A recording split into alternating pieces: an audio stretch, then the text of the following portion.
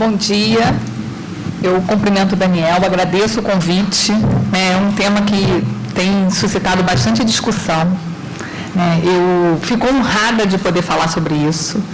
A mediação é algo novo, em que as pessoas têm muita resistência, mas eu faço parte de um perfil da magistratura que me apaixonei pela mediação. Então, eu hoje em dia, como juíza, eu falo que eu gostaria muito de me tornar desnecessária para pelo menos 80% das demandas que vêm para a gente. Então, eu acho que a gente está passando por esse momento e eu tenho me dedicado bastante a esse assunto, porque como juíza eu tenho muitas limitações, eu não perfilho do entendimento de que o juiz possa ser mediador. Eu acho que, na verdade, o juiz ele tem um papel de formador de opinião e empoderamento das pessoas que estão ali no conflito. Mas eu acho que o juiz não pode atuar como mediador de forma concomitante ao de julgador. Então, eu tenho me dedicado a falar sobre os temas. Ainda dão atenção para os juízes quando falam academicamente. Então, tem aproveitado disso. Eu vou dividir, na verdade, essa exposição em 3 partes. Eu vou começar a falar do papel do Estado nas soluções de conflito. Depois eu vou falar do direito do trabalho antes e depois da reforma. E vou caminhar para a conclusão para falar especificamente da possibilidade de mediação no direito do trabalho. Tá? Então, a primeira dúvida que vem, aí ouvindo a doutora Rita falando, doutor Daniel, a gente realmente trabalhar na área trabalhista está sendo uma novidade todo dia. Mas eu adorei a frase de que, na verdade, a gente tem que afligir os confortáveis e confortar os aflitos. Adorei isso. Porque a gente está passando, para alguns, por uma revolução que tem um conceito, na verdade, de uma imposição de mudança política institucional, ou para outros, dos quais eu me perfilho, a gente está passando por uma evolução, que é uma mudança. Na verdade, uma mudança de um estado anterior para um estado que tende a ser melhor. Quando a gente fala de mediação, e aí no evento que aconteceu no dia 5, eu acho, de novembro, que teve esse comparativo do que está acontecendo no TJ e o que está acontecendo na trabalhista, no TRT, eu até estava brincando com o desembargador César Cury, que é uma pessoa que realmente eu acho que desempenha um papel extremamente importante como propagador de uma política nova, na qualidade de Estado, juiz. Ele podia estar lá na minha área, podia ter um clone dele lá. A gente tem uma resistência muito grande na área trabalhista. Talvez porque a gente tem a mentalidade de que as mudanças estão sendo uma revolução por imposição.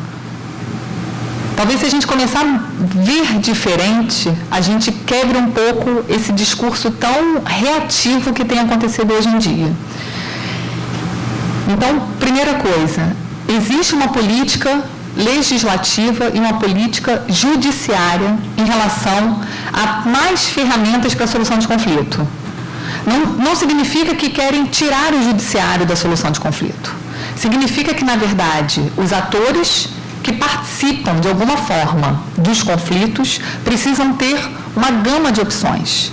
Eu costumo falar que, para mim, o ator mais importante nessa mudança de paradigma são os advogados. Porque, eu sempre falo, o princípio da inércia é levado muito a sério pelo juiz. Para o juiz ter uma iniciativa de uma mudança de paradigma, ele precisa ser provocado.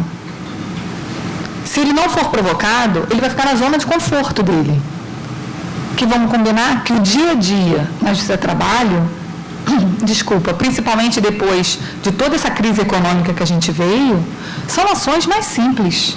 Hoje em dia, a gente tem um papel de parcelador de verbas resolutórias. Precisa de um juiz? A gente precisa repensar o papel que a gente quer dar para o Estado na solução de conflito. O Estado precisa intervir em alguns conflitos? Precisa.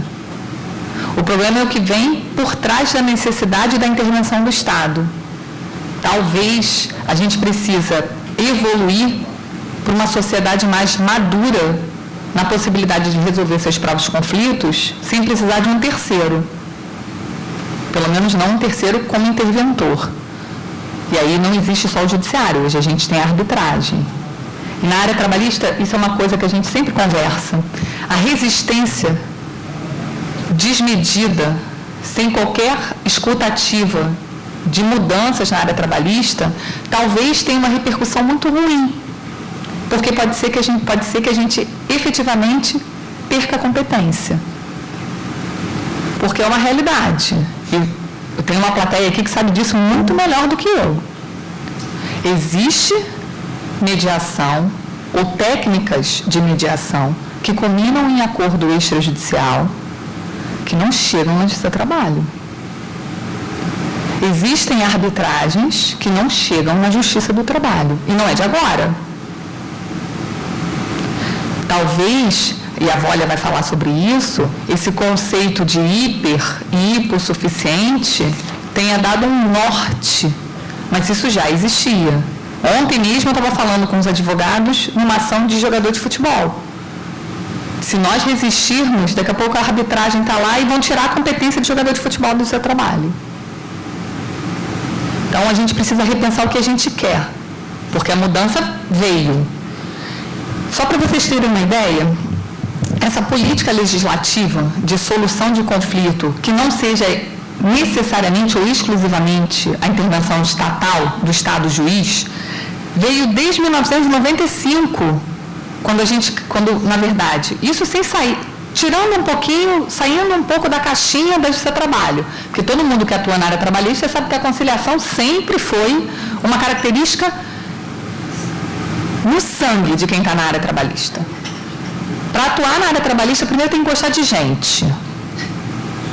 Porque a gente lida com relações interpessoais.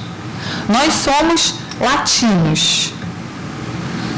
Nós somos sentimental. Então, para mim, relação, conflito envolvendo capital-trabalho sempre envolve sentimento. Não tem uma pessoa que entre numa sala de audiência que não tem um sentimento. Normalmente, o sentimento que por mim é facilmente identificado é a entre parênteses, gratidão ou a gratidão. Esse não tem um conflito que não venha com sentimento. E aí, o que começou a política legislativa? A tentar fomentar a conciliação. Então, em 95, veio a lei do juizado especial. Olha quanto tempo. Depois veio a arbitragem, em 96, que a gente teve aquele pega, não pega, porque só no Brasil que a lei tem a capacidade de não pegar. Né? É uma coisa que eu confesso que eu tenho algumas resistências, né, de compreensão. Depois a gente veio a Comissão de Conciliação Prévia, que para mim foi desqualificada pela atuação prática, tanto por advogado quanto por juiz. Depois eu recomendo que vocês leiam o acórdão do Supremo Tribunal Federal, que decidiu sobre a constitucionalidade ou inconstitucionalidade das comissões de conciliação prévia. Porque todos os ministros enalteceram a iniciativa. E aí eu costumo falar que aí eu não peguei os classistas, estávamos conversando isso antes sobre os classistas. Parece que o classista, para o pessoal da área trabalhista, ele é um fantasma ruim, ele é um anjo mau total. Eu não peguei, nem como advogada, nem como juíza na época dos classistas. Existiam muitos problemas como classista? Existiam. E esse talvez seja o problema da gente. São institutos bons, que nós não temos maturidade na prática, porque o brasileiro ele tem talvez o péssimo hábito de olhar para aquele instituto e ver o que ele pode fazer para tirar uma vantagem daquilo. E se aquilo não prestar, a gente desqualifica. E foi o que aconteceu. Porque, na verdade, a Comissão de Conciliação Prévia, ela enaltecia a atuação sindical, porque tinha representantes das categorias profissionais e econômicas. Você não tirava necessariamente a presença de um advogado. Muitas vezes as ações tinham acordo na Comissão de Conciliação Prévia, em que a parte trabalhadora estava assistida por advogado. Todas as vezes que eu pude analisar isso, eu mandei intimar o advogado. Porque eu não posso presumir uma atuação desleal moralmente e ilegal de um advogado. E talvez esse seja o grande problema da magistratura. Eu acho que hoje em dia, eu acho que já mudou muito o perfil do juiz do trabalho. Mas a gente tinha um juiz do trabalho, e eu falo que eu fiz isso, eu passei por várias fases na magistratura. Hoje em dia, eu debutei, né? Fiz 15 anos, debutei e sei exatamente o tipo de juíza que eu quero ser. Mas eu já fiz tudo o que eu falei um dia que eu não ia fazer. Eu já advoguei, eu já ajudei o advogado. Não lembra de nada, tá? Por quê? Porque você, na verdade, está envolvida num conflito interpessoal. Então, muitas vezes, para o juiz, você vê que aquela pessoa tem o direito, mas ela não vai levar, porque aí é aquela cultura boa que a gente gosta do advogado falar mal do juiz e do juiz falar mal do advogado, que não é que a petição é inepta, é o advogado que é inepto. Então, acabou. Hoje eu lido bem, sei que muitas vezes eu prolato decisões que não são justas, porque no fundo ele tinha aquele direito, mas a coisa processual ficou tão ruim que, desculpa, faz parte da vida. Inclusive a escolha do advogado é uma opção. Eu demorei muito para poder assimilar isso, mas hoje em dia não tem jeito. Então, qual é o grande problema hoje? Que eu acho em todas as técnicas de solução de conflito fora do judiciário, da intervenção estatal, é a desconfiança de uma atuação da própria advocacia. Eu sempre falo isso hoje em dia, e o Otávio que chegou agora também sempre fala isso.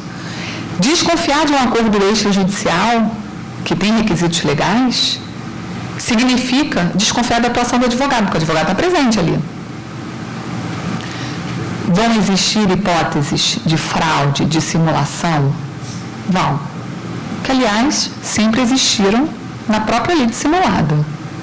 Porque eu já passei da fase também de acreditar, de ser tão romântica. Mas eu acho um sistema hipócrita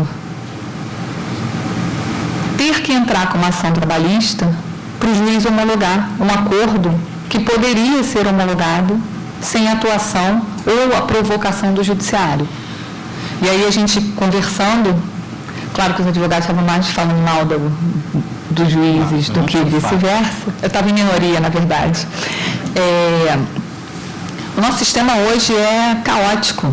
A gente tem, na verdade, juiz virou audiencista, a gente não consegue se dedicar, na prática, a fazer uma boa instrução, e não vejo isso só pelo lado dos juízes, porque hoje é uma realidade, os advogados correndo para cima e para baixo, invertendo milhões de pauta.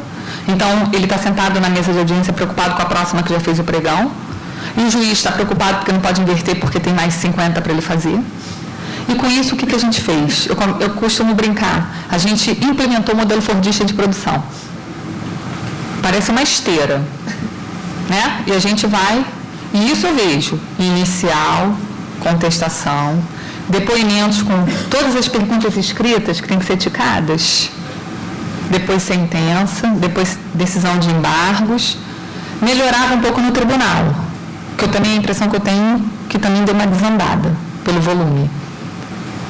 E aí a gente está solucionando o conflito? Vocês acham mesmo que sentença soluciona conflito?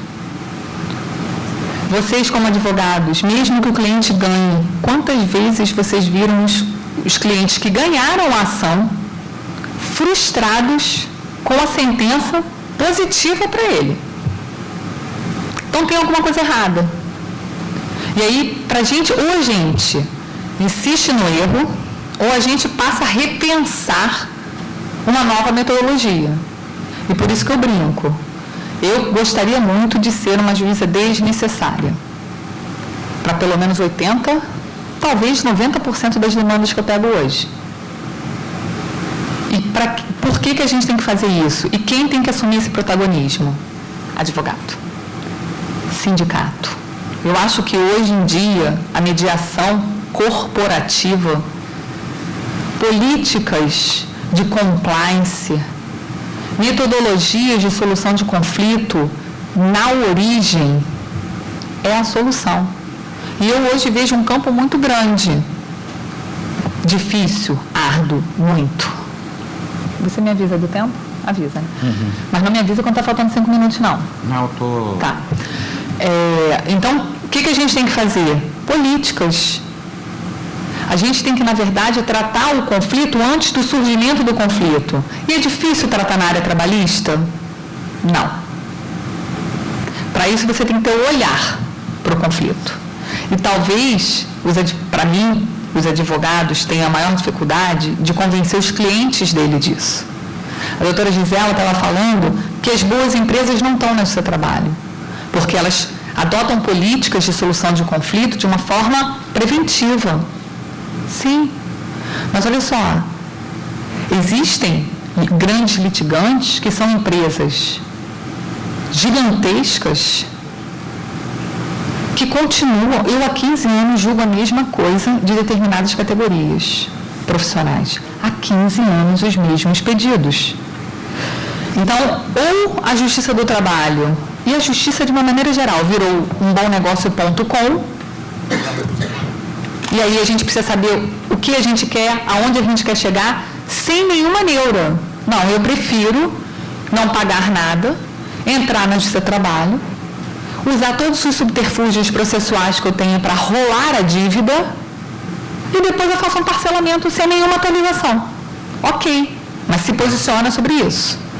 Hoje o que eu vejo é uma postura sem a menor intenção. Mônica, sim. faz uma desculpa, só para doutor Enoque, desembargador Enoque, alguém está presente, uma salva de palmas, por favor. Senta aqui. Soube que Sua Excelência encontrou aqui o Instituto, né? Tá bom. Obrigado pela presença, doutor Enoque. Mônica, retomando, perdoe. Então, hoje nós temos que saber o que queremos. Porque só falar mal... Tá. Porque só falar mal, eu acho que não tem mais sentido. Então, a gente teve a criação de um instituto de comissão de conciliação prévia que poderia ter sido tratado de forma diferente. Óbvio que a gente tem outros problemas estruturais por trás para não ter dado certo. E a gente, infelizmente, a gente tem muito a evoluir ou criar uma revolução em relação à atuação sindical. Que talvez se eles tivessem assumido esse protagonismo de uma forma a não desqualificar um instituto, a história poderia ter sido diferente, mas não foi. Aí o que veio? Depois veio o Código de Processo Civil. O Código de Processo Civil, ele tem uma atuação, ele mudou o eixo do papel do Estado na solução de conflitos. E aí veio o Código de Processo Civil, que, parênteses, se aplica no processo de trabalho, apesar de eu achar que a prática, as pessoas desconhecem a existência do Código de Processo Civil. Gostando ou não gostando, existem procedimentos e atos que precisam ser respeitados. E aí, mais outro parênteses, o processo civil de 2015 é inspirado totalmente no nosso processo de trabalho.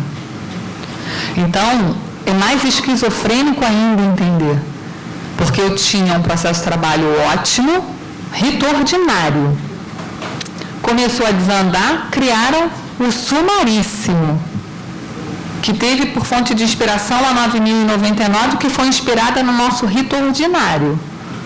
Aí depois não deu certo, a gente começou a criar vários subterfúgios, ou seja, a gente é muito complicado, porque a gente tem ferramentas boas. Então veio o Código de Processo Civil, ali mudou o paradigma do Estado, ali surgiu numa legislação extremamente importante a figura do Estado mediador. E aí veio o Estado interventor e o Estado mediador. Eles são incompatíveis? Não, eles são convergentes. O papel do Estado mediador e Estado interventor é solucionar de uma forma adequada os conflitos. Depois veio a lei da mediação, que traz todo um regramento de atuação da mediação, inclusive mediação na administração pública, que é a Lei 13.140. E, finalmente, veio a reforma trabalhista. Então, a gente tem uma alteração de política legislativa que, para alguns, é uma revolução, porque é uma imposição, desde 1995, e culminou com a reforma trabalhista, e nós estamos em 2019, falando de institutos que foram criados em 2017 e que têm ainda muita resistência. Depois veio a política judiciária. A primeira manifestação de Estado mediador veio com o CNJ, que é o Conselho Nacional de Justiça, por meio da Resolução 125, que é de 2010. Depois a Justiça do Trabalho demorou um pouco para se adequar, veio a Resolução 174 de 2016. E agora, principalmente com a atuação dos sindicatos, a gente tem uma política que tem, pelo menos eu tenho ouvido falar muito bem, do próprio TST, da mediação pré-processual em dissídios coletivos, que também foi implementada aqui no Rio de Janeiro. O desembargador César também está com esse projeto de mediação pré-processual em dissídio coletivo. Nós, Justiça do Trabalho, eu acho que o maior problema da gente é a gente ficar olhando para o retrovisor. Eu acho que chegou a hora da gente olhar para o para-brisa. O retrovisor é importante? Mas ninguém dirige olhando para o retrovisor, exclusivamente. Então, a gente tem que entender a história da Justiça do Trabalho, a gente tem que ver a evolução da Justiça do Trabalho, para a gente saber e compreender por que a gente está nesse momento. Todo mundo sabe aqui que a gente, Justiça do Trabalho, era do Executivo. Só veio para o Judiciário mais de uma década depois, 34, 46, se eu não me engano. Depois veio a Constituição de 88. Sabe quem é o grande marco regulatório para viabilizar solução consensual de conflito na área trabalhista? A Constituição de 88. E sabe para quem ela deu esse protagonismo? Sindicato. Sim. Os dois principais pilares de um contrato de trabalho passaram a ser possíveis de negociação por meio da atuação sindical, que é salário, que pode haver redução de salário, e duração de trabalho. Isso em 1988. A Justiça do Trabalho continua discutindo até hoje a legitimidade dos sindicatos de fazer norma coletiva. A gente acabou de ter uma decisão do ministro Gilmar Mendes suspendendo os processos que tramitam na Justiça do Trabalho que discutem convenção coletiva. É esquizofrênico. Eu estou falando de 88. Eu tenho uma decisão agora, de 1 mês ou 2 meses atrás. E aí, quando a gente, em sala de audiência, eu discordo de algumas decisões da Suprema Corte, falo mal no meu relacionamento pessoal, brinco que bebo um bom vinho para dar uma esquecida, mas eu cumpro. Mesmo e ressalvo o meu entendimento. Mas, fazendo esse histórico, essa análise, não é possível que as pessoas achem normal a gente estar 30 anos depois desrespeitando a negociação coletiva que é capitaneada pelo sindicato. Ah, mas o sindicato não vale nada, Mônica. E aí talvez a sociedade tenha que começar a amadurecer sobre isso. E aí depois veio a reforma. Eu recomendo a leitura do livro do Fábio Gomes, que é um colega titular da 41, que ele tem falado muito sobre isso. A Lei 13.467, ela fez uma mudança estrutural no eixo do direito do trabalho, que começou na Constituição de 88. Então, antes, CLT, Decreto 5542, de 43, eu tinha uma indisponibilidade absoluta, que não era tão absoluta, porque a Constituição já permitia a flexibilização dos direitos. Eu tinha uma intervenção máxima do Estado e eu tinha um princípio da proteção ao empregado de uma interpretação extremamente restrita. Lei 13.467. Eu tenho uma flexibilidade de direitos individuais. O próprio legislador fixou o patamar mínimo civilizatório, pelo artigo 611b, que já tinha sido objeto de várias decisões do Supremo Tribunal Federal. Também recomendo a leitura do acórdão da lavra do ministro Barroso sobre PDV, porque ele fala do mínimo civilizatório, tirou a intervenção estatal máxima, trouxe a figura do Estado mediador. Hoje a gente tem uma jurisdição voluntária prevista em lei, que a gente sempre fez, jurisdição voluntária. Porque tinha um monte de reclamação trabalhista que era só para homologar acordo. E aí você tem aquela postura ainda do juiz que precisa olhar para o olho do trabalhador para ver se é aquilo mesmo que ele quer. Mas aquele trabalhador foi instruidinho lá fora para falar assim, olha, ele vai perguntar isso, vai falar que está de acordo, ele vai perguntar se você entendeu, você vai falar que entendeu. Então, esse sistema precisa ser olhado de uma forma mais verdadeira. E, por último, veio o princípio da proteção à autonomia de vontade do trabalhador. Eu tenho falado muito que o trabalhador sentido nós, todos, somos trabalhadores. A gente desempenha 3 papéis importantes perante a legislação. A gente pode ser um trabalhador empregado, que vai ter a proteção da legislação, porque a gente tem uma desigualdade na relação jurídico-material. A gente vai ser o trabalhador segurado do INSS, por vários motivos, pode ser o individual, né, e pode ser o empregado mesmo, e você também vai ter uma visão protetiva, e você vai ser o empregado consumidor. Eu já entendi. Vai ser o empregado consumidor, que também tem proteção. O empregado consumidor, ele pode ir lá no TJ fazer um acordo. Não há uma discussão da manifestação de vontade dele. Ninguém vai falar, coitado, ele é um consumidor, né, o CODECOM protege ele não pode escolher. Nunca vi. Pelo menos nenhum discurso nesse sentido. E a INSS tem adotado política de mediação há muito tempo. E eles têm feito acordo. Ninguém fala que aquele acordo não é válido. Mas na Justiça do Trabalho existe uma presunção. Ou existia. E aí, como é que você pode, em 3 relações em que existe uma desigualdade jurídico-material, existe uma legislação protetiva, só a área trabalhista tem uma resistência absurda a qualquer solução consensual. Avancemos.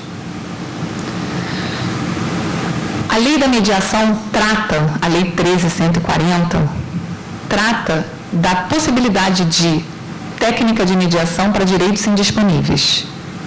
E aí, quem é mais resistente a uma solução consensual de conflito, traz logo o princípio da indisponibilidade do direito trabalhista. E aqui fica uma reflexão. Existe mudança de natureza jurídica do direito indisponível antes, durante e depois da relação de trabalho? Todo mundo que atua aqui na área trabalhista vai entender perfeitamente. Se eu tenho 3 empregados dispensados, partindo do pressuposto que os 3 empregados trabalharam para o mesmo período contratual, desempenharam as mesmas atividades, com o mesmo cargo e a mesma remuneração, e foram mandados embora porque o empreendedor dele fechou. Faliu, quebrou. Um empregado opta por entrar no seu trabalho. Aí ele pede as parcelas resilitórias, o FGTS não depositado, o intervalo entre a jornada, diferenças de horas extraordinárias. Tinha um salário alto, mas negocia na frente do juiz, numa audiência, pagar R$10.000 e parcelar em 10 vezes. Vai haver tanta resistência do judiciário de homologar isso? Interrogação. O outro empregado decidiu contratar um advogado, e este advogado tinha um perfil colaborativo, não adversarial. E aí o advogado fez contato com o advogado da empresa, foram para uma câmara privada de mediação, ou não precisa ir para a câmara privada, porque eu acho que isso é demais ainda para a gente, mas, de repente, foram para o escritório de um dos advogados e tiveram todas as tratativas no escritório, orientados com assistência jurídica, chegaram ao mesmo denominador comum, vão pagar R$10.000, parcelados em 10 vezes para os mesmos pedidos. ajuiza uma ação de ORTREX, que é o acordo extrajudicial. Você, como advogado, vai falar o que para o seu cliente? Olha, não sei como é que o juiz vai enfrentar isso. Tem juiz que homologa sem chamar ninguém, tem juiz que marca uma audiência, e tem juiz que não homologa porque fala que os direitos são indisponíveis. A mesma situação. Terceiro empregado, tinha um ótimo relacionamento. Não queria nem gastar dinheiro com o advogado. Sentou e negociou diretamente com o empregador dele e chegou no mesmo termo de acordo, R$10.000 parcelados. Não foi para ninguém, não foi para o Estado, juiz, e não foi para a jurisdição voluntária. Aí depois, por algum motivo, encontra com um advogado e fala, que isso, cara, fez esse acordo? Não, mas isso não vale nada não. Vamos processar. Aí cai na mão do juiz. E aí, eu sinto muito. É a segurança jurídica, né? Que os juízes, a gente estava... Os advogados falando mal, o Daniel, dessa vez foi o Daniel falando mal da gente mesmo, falando que agora os juízes todos tentaram correr. A reforma da Previdência fez, assim, uma corrida para a aposentadoria de juiz. Por quê? Segurança jurídica. A gente confia muito na segurança jurídica, então muita gente saiu porque sabe, sei lá, o que vai acontecer. Aí Daniel estava falando mal. 3 situações iguais, 3 técnicas de solução de conflito. A única que não teria resistência nenhuma seria a homologação pelo juiz. O juiz supre a hipossuficiência do empregado? O juiz está ali para falar, não, beleza, eu estou homologando, eu sei o que é melhor para vocês, passou pelo meu olho, está tudo ok, tem vício nenhum de consentimento. Será que a gente vai continuar nisso? A gente vai continuar com isso? Então, é só para refletir. Finalizando. Existe uma diferença substancial entre mediação e conciliação. Mediação é a presença de um terceiro, que na verdade não faz absolutamente nada a não ser viabilizar o restabelecimento de uma comunicação. Ele não sugere acordo, ele não fala que está certo ou errado. O mediador simplesmente ouve e repassa. Eu fiz estágio, até com a Magda está ali, no TJ como mediadora. Foi a coisa mais difícil que eu fiz na minha vida. Ser juiz é muito mais fácil, porque a gente de imediato julga. Eu mediei, família não é a minha praia, sempre tive muita dificuldade, mas é um prato cheio para você aprender absolutamente tudo sobre mediação. Colho depoimentos, né, de partes de testemunha. Olha, beleza. Mediação, primeiro ouvi a história sob a ótica da mulher. Fiquei com ódio do ex-marido dela. Falei, não é possível que isso tenha acontecido. Entrou o ex-marido. Fiquei com ódio da mulher. Porque, na verdade, no conflito, muitas vezes não tem certo ou errado. Então, qual é o papel muito grande do terceiro interventor, que não seja o Estado juiz ou um árbitro? É, na verdade, identificar interesse e, na verdade, dos interesses, conseguir detectar convergência ou divergência. Na nossa área, não tem jeito. As pessoas querem dinheiro. Às vezes, as pessoas querem muito dinheiro, porque fazem jus àquele dinheiro todo, ou às vezes as pessoas não querem aquele dinheiro todo, mesmo elas fazendo jus, porque naquele momento da vida dela se demora 2 anos, não interessa. E aí a gente ainda tem posturas de resistência aos interesses. Conciliação é diferente, que é o que a gente faz todo dia, que é muitas vezes o que o Sejus que está fazendo, e o Múcio falou muito bem. A conciliação, o terceiro, ele sugere até. Isso é muito comum em sala de audiência. Então, a gente precisa saber a diferença de mediação e conciliação. Para mim, os advogados podem adotar as 2 técnicas. Até para ele poder falar para o cliente dele o que é melhor. Tem litígios que não tem mediação, conciliação, não tem solução consensual. É intervenção estatal direto. Não vale a pena perder o tempo e se não for um bom mediador, ainda acirra os ânimos. A gente tem espaço para isso? Temos. Talvez para 80% dos nossos processos, a gente precisa ter um amadurecimento da nossa sociedade. Porque as pessoas fecham portas quando saem do trabalho. E fechar portas significa uma imaturidade social. Nosso maior litigante é a administração pública, seja por meio de terceirização, seja por meio das estatais. E hoje em dia, infelizmente, até o terceirizado tem uma relação perene com o local que ele... Eu brinco que lá no tribunal tem terceirizado tem mais tempo do que eu no tribunal. E ele não quer sair dali. Então, por que hoje, estranhamente, raramente a gente pega ações de terceirizados do nosso tribunal, mesmo a gente sabendo, porque a gente ouve, que a empresa vacilou em alguma coisa. Por quê? Porque ele quer ficar ali. Então, existem relações no âmbito da relação de emprego que precisam ser preservadas. E talvez isso falte um pouco da sensibilidade dos advogados e dos juízes. E outra coisa, a gente não é o dono da verdade. Muitas vezes, na sala de audiência, é uma ponta de iceberg de um conflito mal resolvido lá atrás. E vamos combinar que um empregado insatisfeito, em que não teve o olhar do conflito dele, prejudica o negócio, inclusive. E depois, o empregador só sabe daquela conduta errada daquele empregado lá na justiça. Isso aí a gente vê em assédio o tempo todo. Assédio são problemas mal resolvidos no âmbito da própria relação de trabalho sem chegar na gente. E aí, qual é a solução que as empresas dão depois que descobrem um assediador? Manda embora o cara. Porque nem sabia que acontecia aquilo. Então, hoje, eu acho que a gente tem que olhar a mediação, a conciliação, de uma forma a tentar utilizar o Estado mediador. E quem vai fazer isso são os advogados. Vai ter resistência da magistratura? Vai. Eu tenho a teoria da conspiração. Eu acho que os juízes que são muito resistentes a esse tipo de metodologia, primeiro desconhecem, não sabem. O desembargador César falou aqui que ele implementou a Casa da Família no TJ, em que uma juíza era contra. Ela tinha 1.800 processos, segundo ele falou. Números são impressionantes. Ela tinha 1.800 processos e a juíza não queria. E aí vem a questão da administração do tribunal. Porque isso é uma política judiciária. Isso não é ver o que o juiz quer fazer ou não. É uma política. O que o desembargador César fez?